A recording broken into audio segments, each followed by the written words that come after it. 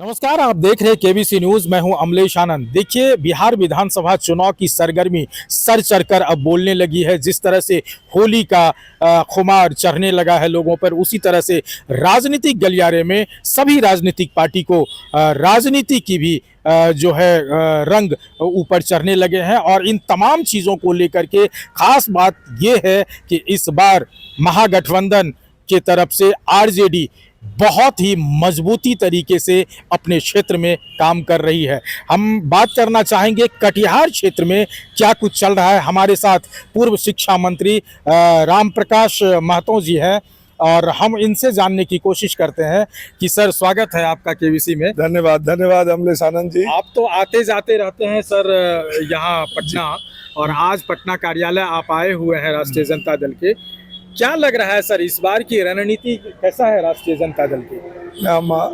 पूरा बिहार, चाहे वो किसी आयु वर्ग का हो, युवा, नौजवान, किसान, मजदूर, महिला, वृद्ध, तमाम आयु वर्ग के लोगों का एक ही लोगों के दिल में तेजस्वी यादव की घोषणा, तेजस्वी यादव का पिछले 17 महीना में किया हुआ काम और 20 में किए गए वायदे के अनुरूप वायदा किया तो निभाया भी इस युवा नेता ने। जिस तरह से तेजस्वी यादव यात्रा करके लौटे हैं और दूसरी तरफ प्रगति यात्रा मुख्यमंत्री की चल रही थी, इन दोनों यात्रा को अगर देखा जाए, और उस बीच में एक सर्वे भी आया और ये देखा गया है कि मुख्यमंत्री नीतीश कुमार से ज़्यादा पहचान और जानने वाले लोग तेजस्वी यादव को दिख रहा है वो सर्वे के हिसाब से। तो कैसा लग रहा है इस बार युवा किस तरह से देखेगा? नहीं, हमको तो लगता है कि सर्वे ने सभी नेताओं की पोल खोल दी है। रही नीतीश जी की बात, तो नीतीश जी जो इन दिनों इनका जो आ रहा है, बात बात पर किसी का भी, सिन्हा जी का, आर.के. सिन्हा का, नरेंद्र मोदी जी का, अभी हाल में रविशंकर जी का, अपने ऑफिसर से भी हाथ जोड़ते हैं। भाई, हमको लगता है कि कुछ ना कुछ बुढ़ापे का, वृद्धावस्था का असर हो गया है। बाकी हम लोग तो साथ में 74 में रहे हैं, ज़्यादा कुछ कहना उचित नहीं होगा। आप बहुत पुराने रहे हैं सर राजनीति में, और आप शिक्षा मंत्री रह चुके हैं एक ज़माने में। एक चीज़ ये समझ में नहीं आता है कि कल भी तेजस्वी यादव कार्यालय के बाहर धरना दिए थे, और वो था आरक्षण को लेके और डोमिसाइल नीति को लेकर के। इस पर कोई प्रतिक्रिया है? सरकार क्या चाह रही है और जिस तरह से विपक्ष हमला कर रहे हैं, कहाँ दोनों में कितनी सत्यता है? देखिए, ऐसा है, जब आप डबल इंजन की सरकार आपकी है और आप बार बार बोलते हैं कि तेजस्वी क्यों श्रेय ले रहा है जातीय जनगणना का, जातीय सर्वे का और 65% आरक्षण का। ये नीतीश जी और नीतीश जी के जो सहयोगी कहते हैं कि मुख्यमंत्री तो नीतीश जी थे। तो भाई, मुख्यमंत्री थे ना आप, और हैं भी, न केवल थे। ठीक है, आप श्रेय ले रहा, तो 65% जब हुआ था तो बीजेपी के लोगों ने कोर्ट का सहारा लेके और दिल्ली सरकार का सहारा लेके रुकवा दिया ना। अब आप, अगर आपने किया था 65%, तो उसको शेड्यूल लाइन में डलवाइए, 65% बहाल कराइए। हम लोग EWS 10% के तो विरोध में नहीं है। तो उसमें तो आप सीधे आपकी कथनी और करनी में अंतर है। आप जब खुद आप और आपके तमाम मंत्रिमंडल के सहयोगी और जो पार्टी के वरिष्ठ नेता है, सब कहते हैं कि तेजस्वी तो उप मुख्यमंत्री थे, काम तो मुख्यमंत्री ने किया। तो जब मुख्यमंत्री ने किया और आपने 65% किया और फिर वापस 50% पर हम आ गए, तो अब तो आप डबल इंजन में है। रोज मोदी जी का पैर भी छू रहे हैं, मोदी जी आपका मान मनोबल भी कर रहे हैं। लेकिन बीजेपी और या सत्ता पक्ष ये सवाल उठा रहा है सर कि जिस समय लालू यादव सरकार में थे, उस समय आरक्षण के लिए कहाँ कुछ किया, कोई वादे नहीं हुए, कोई काम नहीं हुआ, ना डोमिसाइल नीति पे हुआ। इस पर तो घेर रहा है सर आपको। देखिए, नीतीश जी या बीजेपी जो दोनों डबल इंजन है, इनको जनता समझ गई है, इनकी खोखले बात। लालू यादव जब थे तो बिहार का खजाना खाली था। उस समय बिहार में जो सामंतों और गरीब, दलित, शोषित, वंचित, कमजोर लोग, लाचार लोग, जो जातीय रूप से, आर्थिक रूप से, सामाजिक रूप से जो कमजोर थे, वो दबंग लोग, अभी तो बहुत सारे लोगों ने कहा कि बिहार में क्या था भाई, एगो गांव में लाठी ले खड़ा हो गया, अब जाओ थोड़ा वोट गिर गया।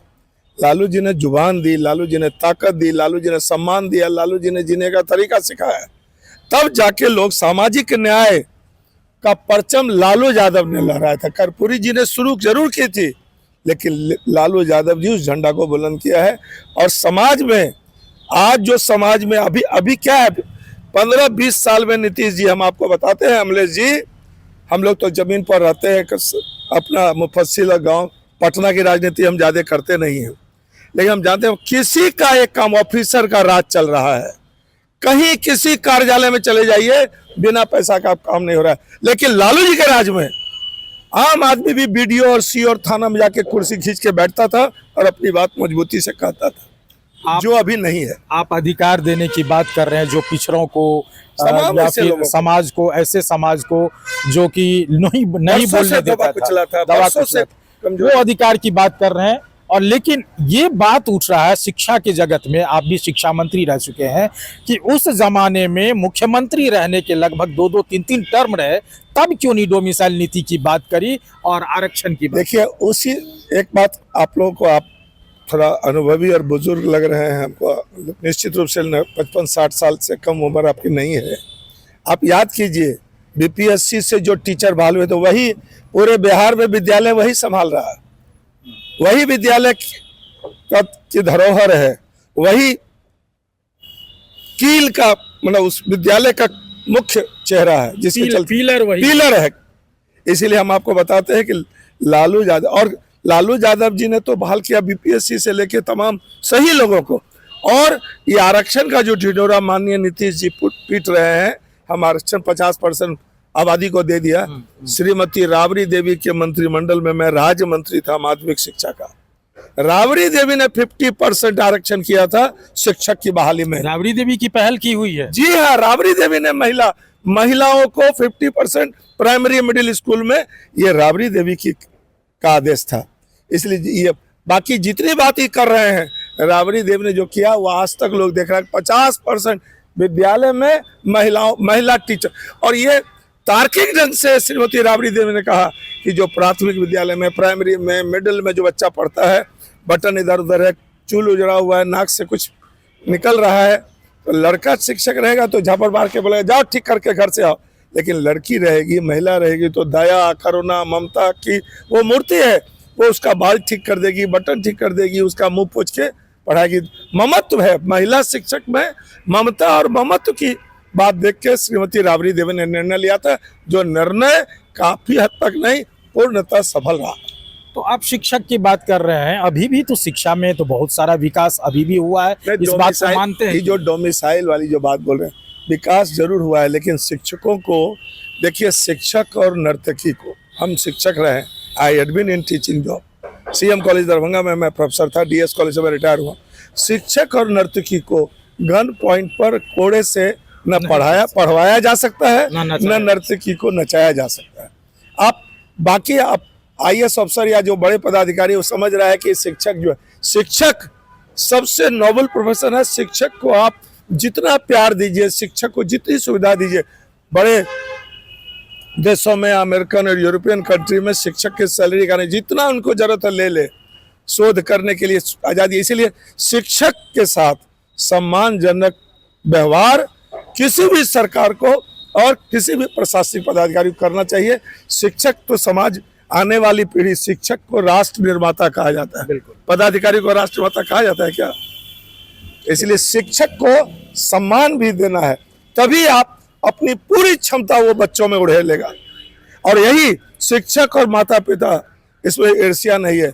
अगर हम शिक्षक थे और हमारा विद्यार्थी हमसे आगे निकल जाए और हम उससे शास्त्रार्थ में, उससे विषय वस्तु के ज्ञान में वो हमसे ज्यादा हमको कन्विंस कर दे, तो हमको ईर्ष्या नहीं होगी, हमको गर्व होगा कि मेरा विद्यार्थी हमसे अच्छा कर रहा है। चलिए ठीक है, एक छोटा सा और कमेंट लेंगे अंतिम, कि चुनाव को लेकर के पूरी सरगर्मी तेज हो चुकी है। तेजस्वी यादव आपके पार्टी के तरफ से काफी वो युवाओं के साथ अभी घूमे हैं, सब जो कटिहार का क्या पोजीशन लग रहा है? कटिहार में पिछली दफा तो मैं राष्ट्रीय जनता दल का प्रत्याशी था, लेकिन किसी कारणवश सीएए के मेरे किसी भाषण को वायरल करके आखिरी दिन कोई नहीं कहता था कि हम चुनाव हार रहे हैं, लेकिन पार्टी का आदेश है, हम लोग सदस्यता अभियान चला रहे हैं, पूरी मजबूती से चला रहे हैं। उसी सदस्यता अभियान का हम हिसाब देने यहाँ आए हैं और 8-10 दिन में और बाकी जो फुल एंड फाइनल हिसाब देना है। बाकी पार्टी का जो निर्णय होगा डॉक्टर राम प्रकाश महतो को मान्य होगा। हर कीमत पर इस बार बिहार का मुख्यमंत्री तेजस्वी प्रसाद यादव को बनना ही है। ठीक है, तो देखिए ये थे डॉक्टर राम प्रकाश महतो जी, और जैसा कि आपने सुना जितने ईमानदारी और जितनी विश्वास के साथ बता रहे हैं कि किसी भी हालत में युवाओं का चेहरा तेजस्वी यादव इस बार होगा। और अब देखना होगा कि बहुत दिन नहीं है, अब थोड़े ही दिन बच गए हैं, अब इसमें कितनी सच्चाई हो पाती है ये तो जनता का मत है। जनता किसको मैंडेट देती है और किसके सर पे मुख्यमंत्री का ताज सजता है, ये देखने वाली बात होगी। अमलेश आनंद, केबीसी न्यूज़, पटना। धन्यवाद।